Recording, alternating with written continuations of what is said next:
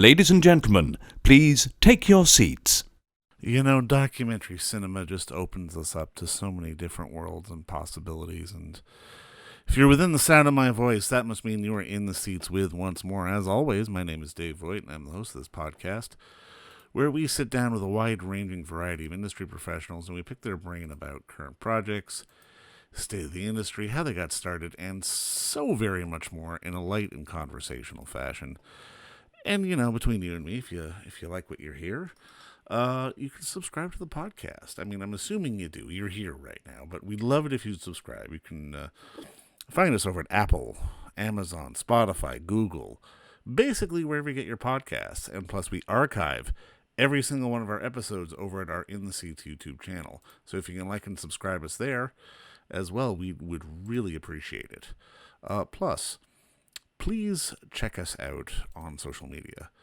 You can do that over on the Facebook, the Twitter, and the Instagram at either at In the Seats or at its podcast one for all sorts of fun updates. And finally, and I do dare say most importantly, please pay us a visit over at In the Seats, intheseats.ca for all the latest and greatest from the world of film, television, basically the moving image at large, because if we love to write about it and talk about it, we love it when you come and read about it. On this episode, we got a good one. We are talking with filmmaker Jacob Morrison about his new film River's End, which is on VOD platforms as we speak. It's a real fascinating look at just sort of how we get our water and how our water supplies get refreshed and how things, environmentally and otherwise can really screw it up. I mean, it really dives into the sort of specific drought state of emergency in California, and it looks at the roots of the problem, and it's so complex. I mean, how we get water is a lot more confusing than I think any of us really thought it was, but this film does a fantastic job of laying that out. And we talk with Jacob about this story and just sort of how he dug into it and so very much more. It's a great talk, which I hope you enjoy, and please check out River's End, which is on VOD platforms now. All right, well, first off, Jacob, just obviously thank you so much for the time today. I really appreciate this. Now, I mean, I guess my first question is just tell me what was the impetus for you to want to tell this story and make this movie? I get question that I think very deep, complicated subject. That it started actually as an idea film of the last film school. Hey, Jacob, I'm just going to stop you. We're really cutting out here. I'm going to suggest we both turn off our video because it seems like we're having some problems. So sure. All right, I'll hit the reset button and we'll restart. Okay, sounds good. Obviously, Jacob, just thank you so much for the time today. I really appreciate this. I guess my first question is, it's such a complex story that you're telling here in this film, and it's a wonderful film. But I mean, I guess walk me through sort of the initial stages of why you wanted to tell this story. Absolutely, and thank you very much for having me. Yeah, so this started actually as a short film. I was in film school at the time, and I was looking for a project to work on with my cousin, and we were just very interested in out and really about sources that were using lots of water, but also being farms that were mapped and scale, were digging deeper and deeper wells, sort of draining the aquifers, and then that in turn was making it much more challenging for those towns to get their water. So I don't know, I was just very interested in these ideas of like water privatization and how water kind of flows uphill towards money in many ways. And it just took me down this path. And I think the more I went out and started interviewing people, the more I realized that there was a feature film here, but it was one that, for whatever reason, just really interested me. And, there was a spark there that was me going all the way to the finish line.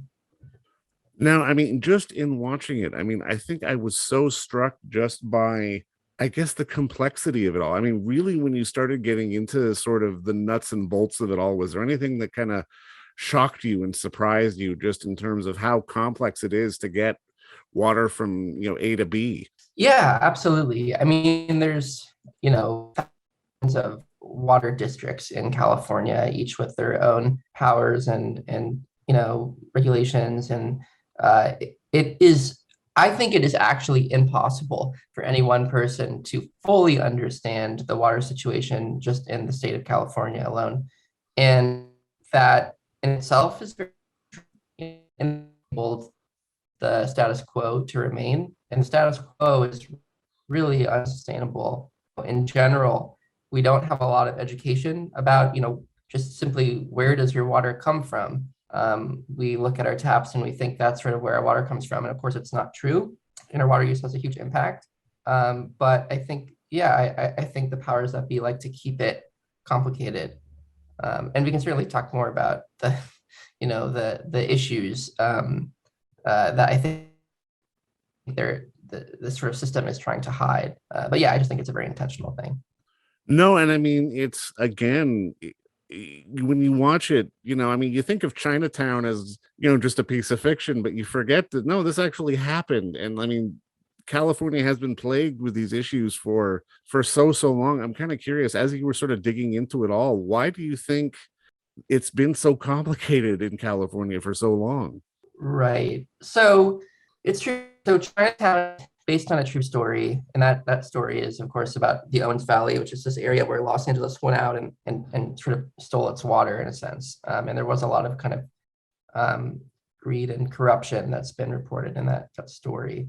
And I think that sort of laid the foundation in many ways for how water in California works. We sort of go out to a place, take water from that place, deliver it to the place where people are, or where agriculture is, and really kind of harm those sources of origin, harm the water source in order to benefit these areas. And I think, so again, why is it so complicated? I mean, I think there's lots of reasons for that. I think, every area has its own water source. Every area has its own laws and regulations in different industries.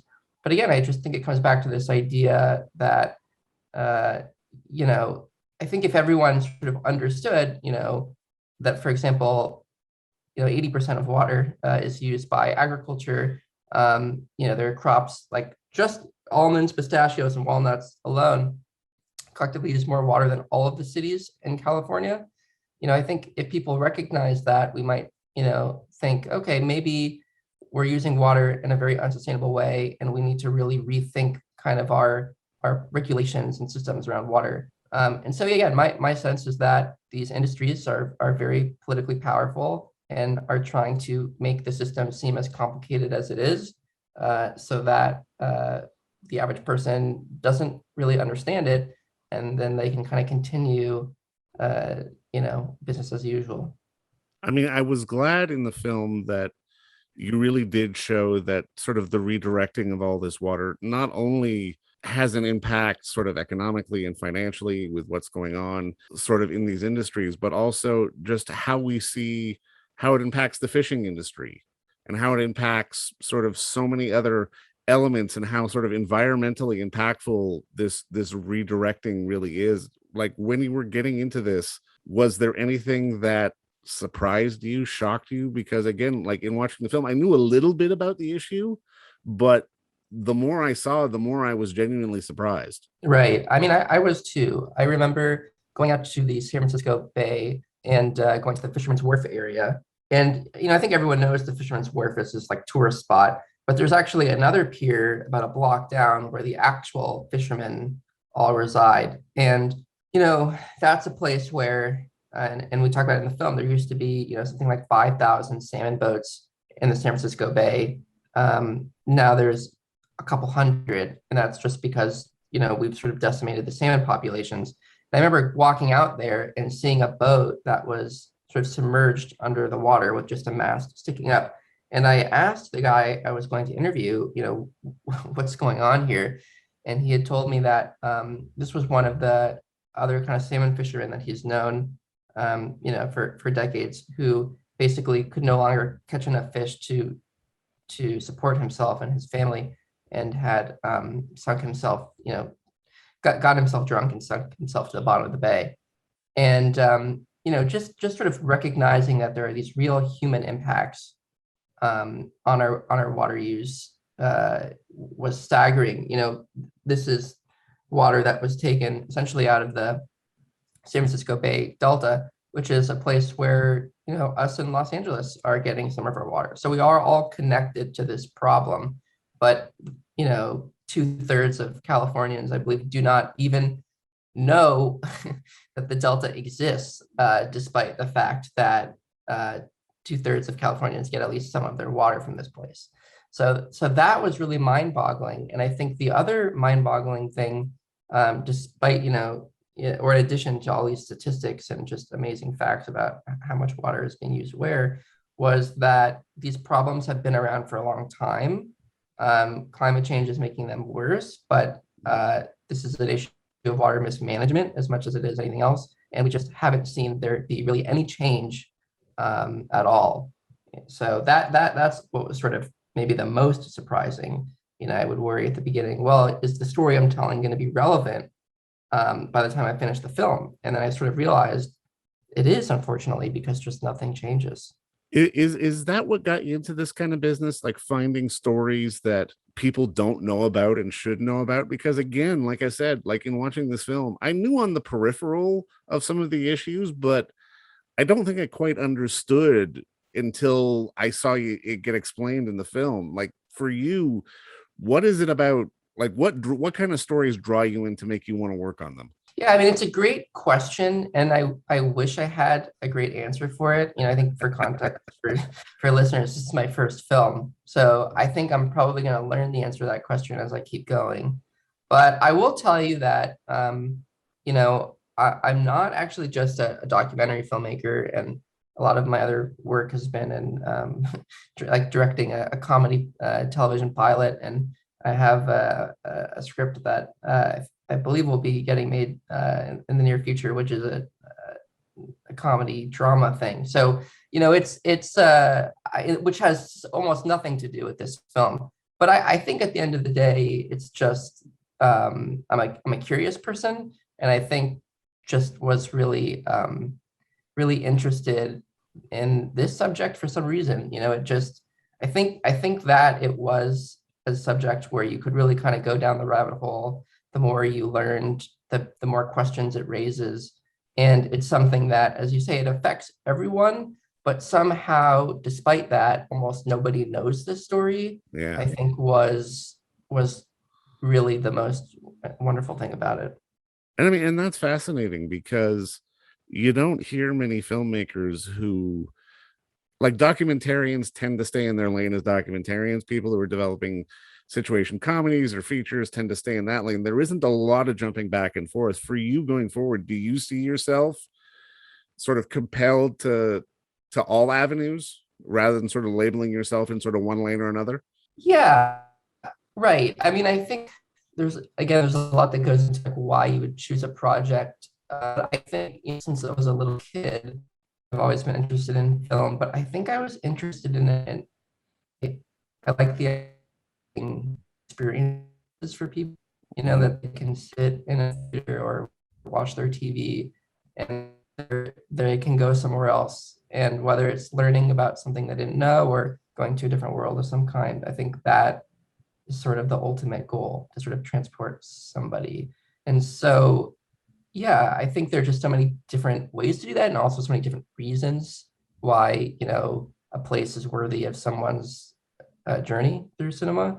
And so I guess, I assume will follow my interests and kind of the things that I want to explore. I can only hope that other people will want to follow me there. Well, and I think they will, because I mean, I think what you've done here with the River's End is really be able to spark conversation. Because I mean, at the end of the day, having knowledge is a powerful thing, and it's important for more and more people to have it in order to protect this stupid, fragile little globe that we live on, because the way we're redirecting water and farming and doing God knows what else, it's starting to catch up, and it's becoming a very relevant thing that I think a lot more people need to know about. And I think your film does that quite eloquently. And I just want to say thank you for the work, and thank you for the time today. Of course. My, if I may, I'd like to add too that in California, the Sacramento, sorry, San Joaquin River, which is the second longest river in the state, until recently ran completely dry. And only after successful like litigation were able to get some water in that river. So, the idea that all of our rivers in California might dry up if we don't pay attention is not some fantasy. It's kind of happening already. So it's Yeah. really something we have to, as you say, care about and pay attention to if we're going to do something about it. So yeah, I hope people watch the film, and I hope they also go and learn where their water comes from, because I think that's the first step towards making any meaningful change. I think politicians won't care about these issues until they see that people do. So anyways, I really appreciate you having me on the show, and really happy to talk about this. No, you're absolutely right, man. And congratulations on the work, and thank you for the time today. I appreciate it. And don't forget to visit our friends over at Bay Street Video for all your DVD, Blu-ray rental, or purchasing needs this summer, as they are still open for curbside and some mailing delivery as well. Over at 1172 Bay Street, Toronto, Ontario, Canada, you can give them a call at 416-964-9088. That's 416-964-9088. Or send them an email at baystreetvideoto@gmail.com for any of your DVD and Blu-ray needs.